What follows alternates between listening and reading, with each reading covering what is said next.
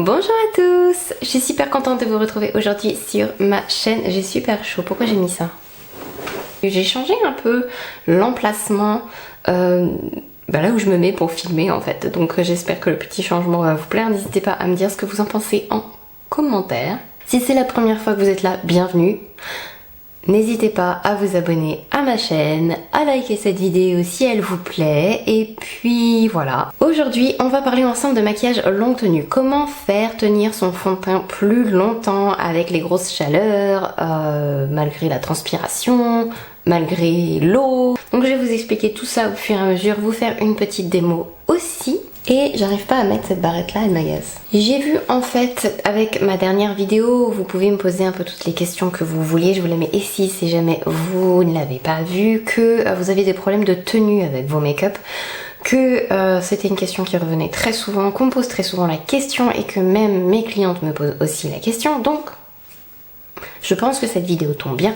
On va arrêter maintenant avec l'intro, on va commencer tout de suite parce que sinon moi je pourrais parler pendant des heures. J'ai appliqué mes soins il y a maintenant plus d'une demi-heure. Il n'y a pas vraiment d'ordre à laquelle vous voulez vous maquiller. Si vous voulez vous maquiller les yeux d'abord, si vous voulez vous maquiller le teint d'abord, c'est juste que si vous avez appliqué vos soins, il vaut mieux attendre au moins 20 minutes avant de vous maquiller.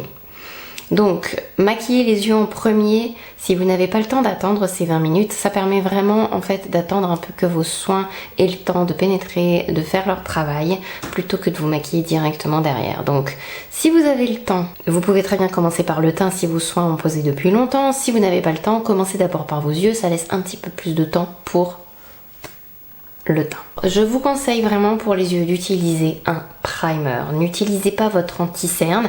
Si vraiment il fait chaud, si vous avez la peau grasse, l'anti-cerne en fait est un peu trop émollient. Déjà, vous avez plus de risques de faire des taches avec vos fards par-dessus. Ensuite, ils vont pas forcément résister à la transpiration. Du coup, ça va bouger, ça va pas faire joli. Donc vraiment, si vous avez la peau grasse, s'il fait très chaud l'été, utilisez un primer plutôt que votre anti-cerne. Moi j'aime beaucoup le primer pour les yeux de chez NARS, la version tinted qui est teintée. Sinon il y a aussi que j'aime beaucoup la base pour les yeux de chez Smashbox qui est vraiment très très bien. Il n'y en a plus beaucoup de ça, dis donc. Oula, je vois le fond je crois. Et je vais tapoter tout ça. Le problème des primers qui sont un peu plus longue tenue, c'est vrai qu'ils assèchent un peu plus les yeux. Donc du coup, si vous voulez un primer plus léger, vous pouvez très bien utiliser un paint pot de chez MAC. Si vous avez la peau plus sèche, ça fonctionne aussi très bien. Une fois que ça c'est fait, vous pouvez privilégier parfaitement les produits un peu plus crème, longue tenue pour que ça tienne encore mieux. Vous pouvez aussi utiliser un produit comme le Duraline ou l'Aqua Seal. Où est-ce qu'il est? Il est là. Pour transformer n'importe quel fard en fard liquide et waterproof. Alors en transformateur waterproof qui est très bien, donc le Duraline est parfait. Après, la texture de l'Aqua Seal de Make Up For Ever est beaucoup plus fine et pour certaines autres choses, je ne vais pas faire celui-là, mais pour les fards, eyeliner, crème, etc., le Duraline est très bien, ça se tient mieux, ça coule moins partout, c'est plus facile à utiliser. En général, ça bouge quand même moins sur la paupière fixe, ça a tendance à moins bouger sur le coin externe de l'œil, ça va être surtout le coin interne où là où vous avez des ridules que ça va bouger un peu plus.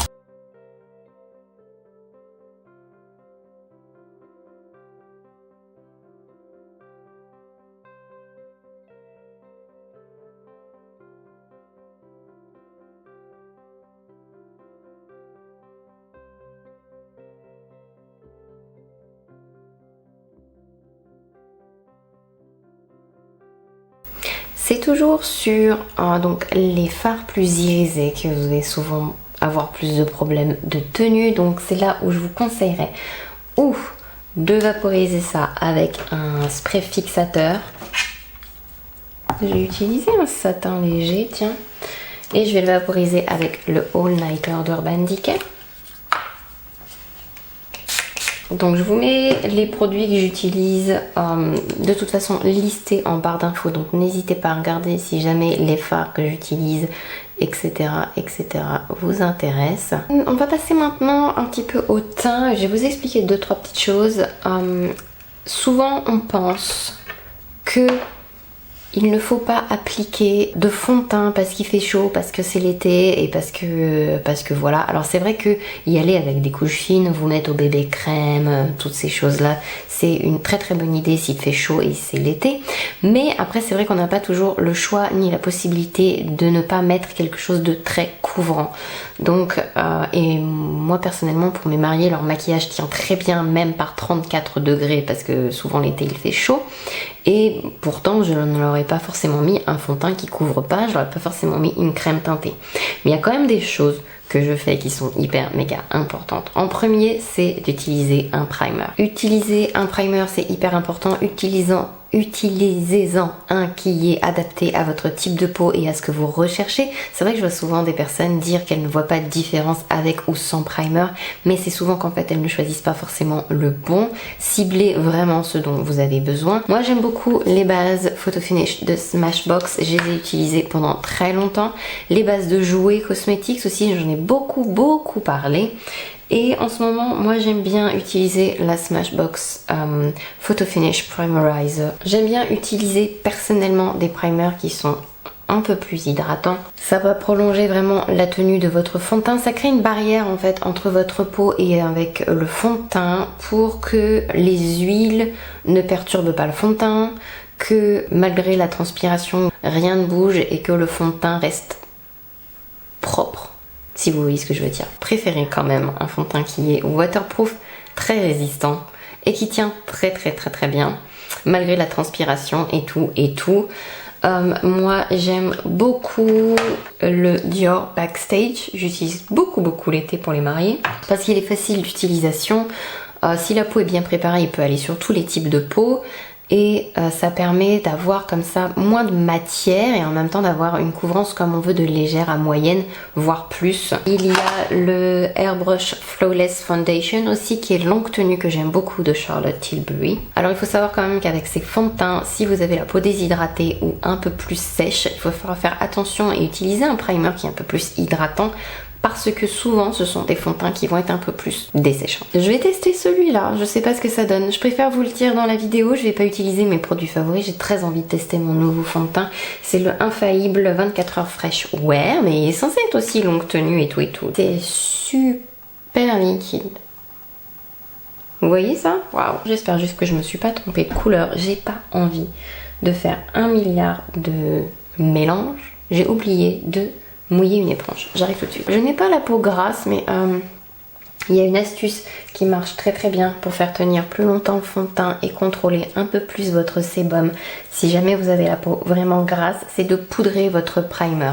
Moi je l'ai pas fait là parce que sinon ça me dessèche beaucoup trop. Je n'ai pas la peau assez grasse pour ça.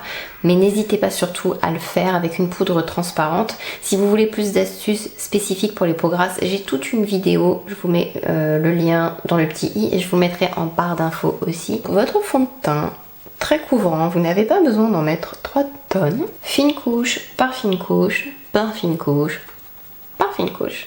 C'est un peu foncé, c'est dommage. Bon, il y a quelque chose qui fonctionne vraiment très bien quand on veut se maquiller le teint pour qu'il y ait une meilleure tenue. C'est donc appliquer des fines couches et aussi superposer tout ce que vous voulez faire en poudre avec de la crème d'abord.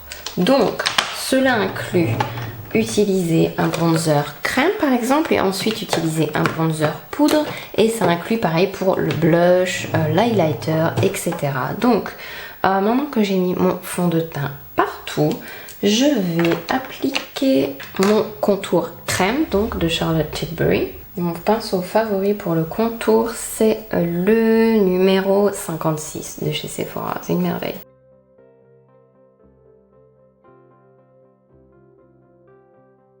J'ai fait mon contour d'abord parce que c'est quelque chose que j'aime bien faire en fait pour le blush et que ça tienne plus longtemps.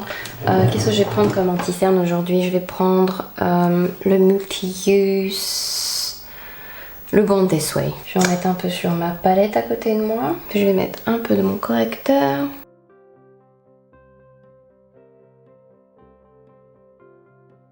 Et maintenant je vais mettre donc mon anti-cerne.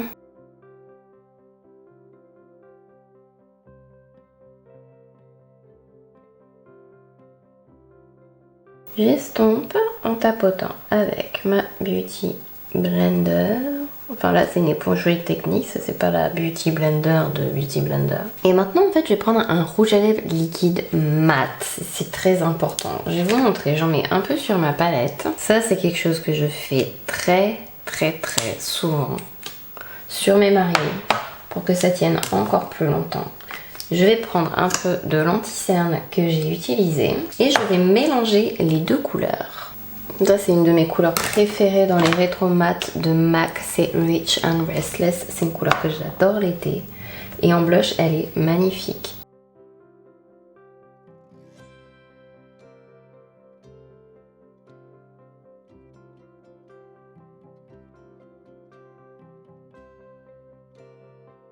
Alors procéder comme ça permet quand même d'avoir un peu plus de souplesse dans la matière parce que les rouges à lèvres liquides mat sèchent vraiment très vite et vous pouvez avoir du mal à les bouger sur le fond de teint. Donc en fait les mélanger à l'anti-cerne ça permet vraiment d'avoir du temps pour l'intégrer à votre teint sans faire de taches, etc. Donc on a le contour, on a le blush qui est crème. Et je vais mettre le BK que j'aime beaucoup. Là il en faut normalement pas beaucoup mais il en sort beaucoup trop de ce truc là à chaque fois.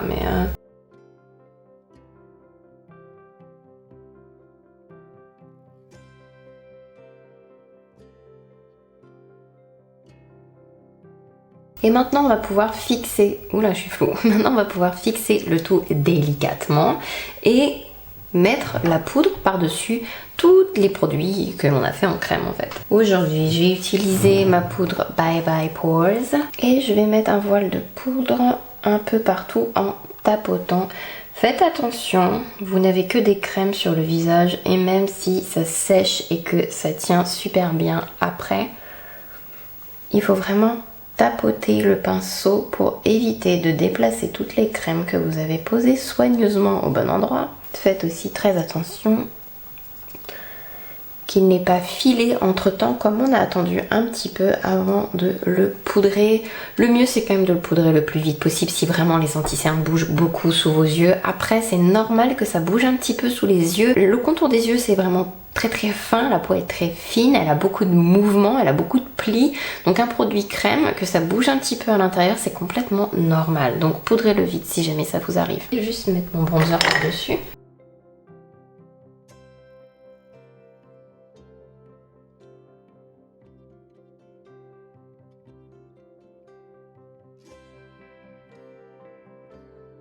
Je vais mettre mon bronzer en dessous aussi. On ne va pas faire quoi que ce soit de excessivement compliqué, n'est-ce pas? Et je vais foncer ça avec la version plus foncée du Hoola.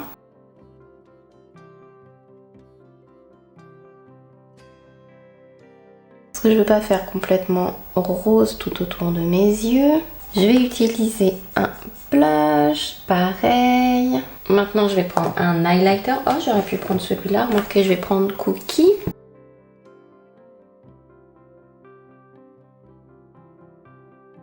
Si vous avez la peau vraiment grasse, évitez quand même de mettre trop d'highlighter et faites attention à l'endroit où vous allez le poser parce que ça va plus avoir l'air gras que d'avoir l'air vraiment flatteur.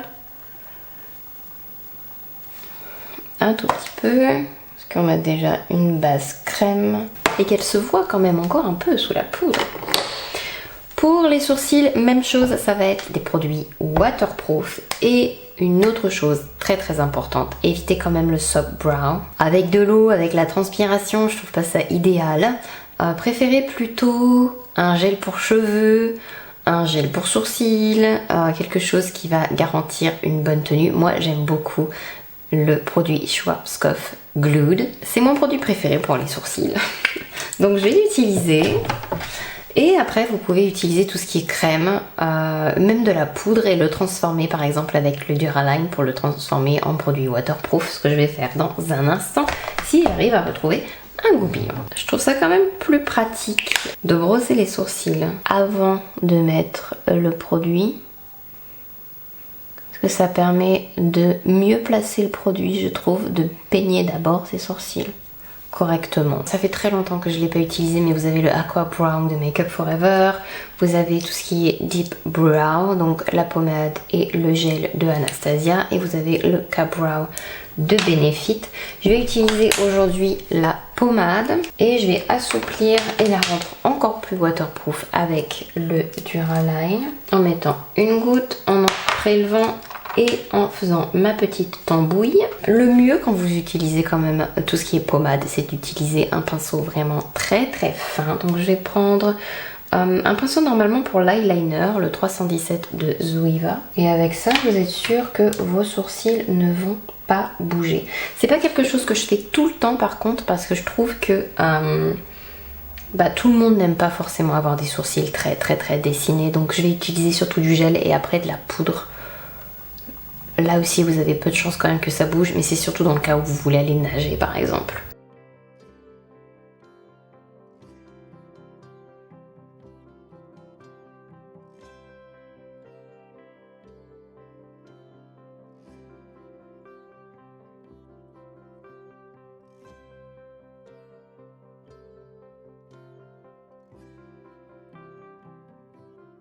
Après vous avez un effet moins intense avec le Deep Brow Gel, donc faut pas hésiter à utiliser plutôt celui-là. Je trouve le Deep Brow Pomade très intense. Ça fait un résultat tout de suite plus sophistiqué, presque envie de dire. Je vais attendre que ça sèche un peu et je vais légèrement brosser mes sourcils quand même. Vous voyez là j'ai vraiment fait du poil à poil presque. J'ai pas rempli ça... Ensuite, bien recourbe cils, mascara waterproof, c'est le mieux. Je vous ai pas montré l'eyeliner. Est-ce que vous voulez faire un trait d'eyeliner? Les traits d'eyeliner, c'est exactement la même chose. Vous pouvez transformer n'importe quel fard avec le Duraline de toute façon, ou utiliser tout simplement un crayon longue tenue waterproof sur l'œil. Qu'est-ce que je vais vous montrer aujourd'hui? Et si j'utilise un fard à paupières, ça fera utiliser le Duraline beaucoup plus. Je vais mettre un peu de Duraline sur ma palette. Ne mettez pas le produit directement sur le fard à paupières, surtout ne faites pas ça, vous allez le bousiller. Donc ou vous grattez un petit peu de fard à paupières, vous en mettez sur votre palette aussi, ou vous saturez votre pinceau de fard à paupières, ou vous le mélangez un peu avec le Duraline.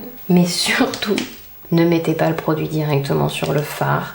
Ça c'est comme la mauvaise idée d'en mettre...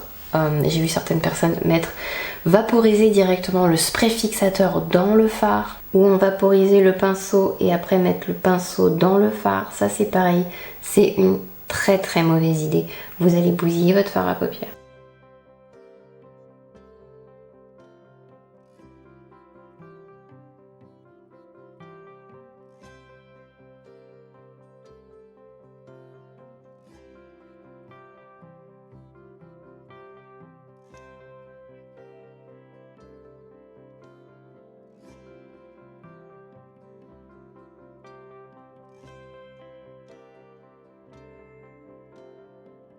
Maintenant, je vais pouvoir recourber mes cils et mettre du mascara. Donc la mascara waterproof, même chose.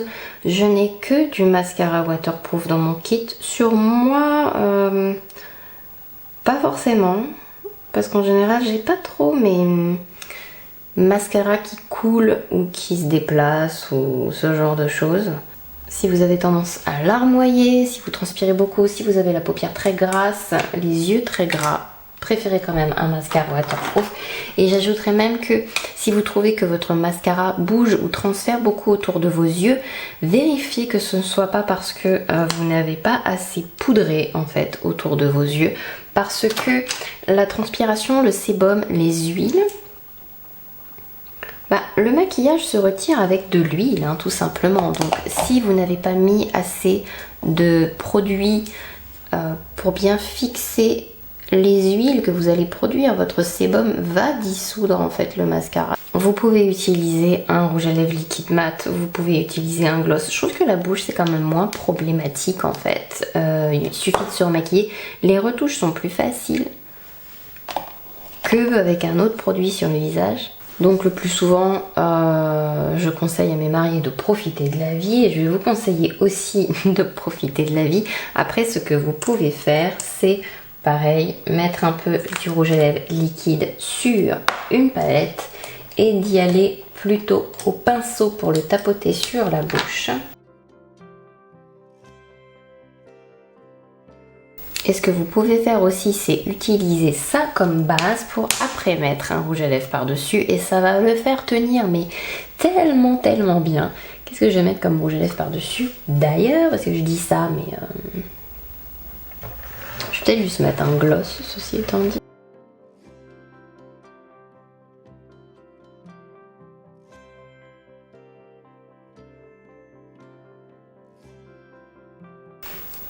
Et voilà, la dernière étape qui est super importante pour un make-up longue tenue, c'est de fixer avec un spray. Ça par contre, vous n'y couperez pas, c'est mon conseil numéro 1. Si ça vous intéresse, je parle plus des sprays, mais vraiment plus en profondeur et je mets en revue 10 sprays dans cette vidéo qui est là. Je vous mets le lien juste en haut. Je vous explique en fait les différences entre les sprays et ce qu'il faut privilégier pour avoir une meilleure tenue du fond de teint. Donc là aujourd'hui j'ai utilisé le All Nighter de Urban Decay parce que je l'ai sorti et que pourquoi pas.